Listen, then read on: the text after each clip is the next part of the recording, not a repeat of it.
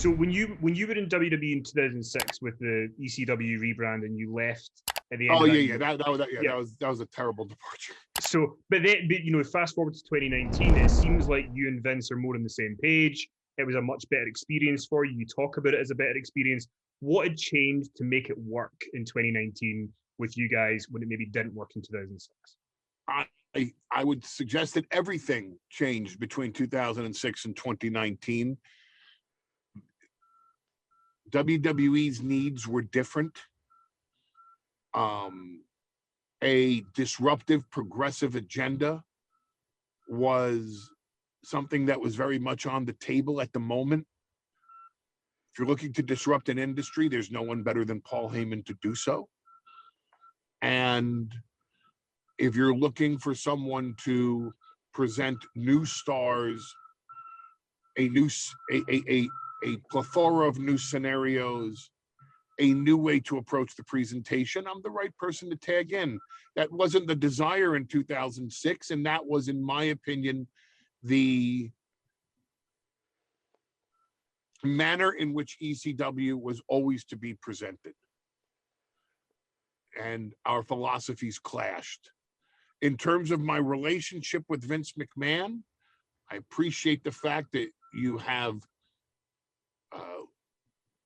viewers and listeners and readers that are intrigued by how Vince McMahon and Paul Heyman's relationship has progressed. And I assure them all it remains strictly platonic. As part of your run on creative, AJ Styles has been quite vocal in interviews about not meshing with you during that time. What do you think about that? And have you guys managed to squash it? That is an inaccurate portrayal of what AJ Styles has said. AJ Styles has not said that we weren't on the same page or that we clashed. AJ Styles has been quoted as blaming me for the departure from WWE of Luke Gallows and Carl Anderson. That is what AJ Styles has been quoted as saying. He has never made a statement regarding whether or not our collaboration on Monday Night Raw was to his liking or not.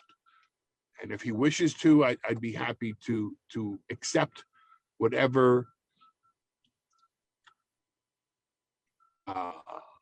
assessment he has on our time together behind the scenes.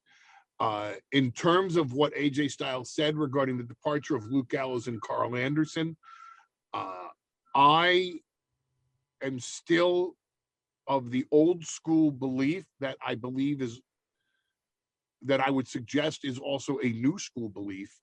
What goes on behind those closed doors in those creative meetings, as far as I'm concerned, is privileged conversation. It's not for public consumption. Triple H had a very interesting analogy the other day that he and Stephanie love to take their kids to magic shows, and that the kids are fascinated by the magic that happens in front of their eyes, despite the fact that they understand it's a trick.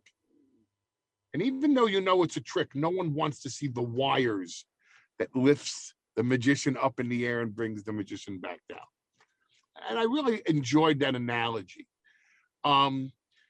Whatever you think of sports entertainment, I'm not here to expose the wires.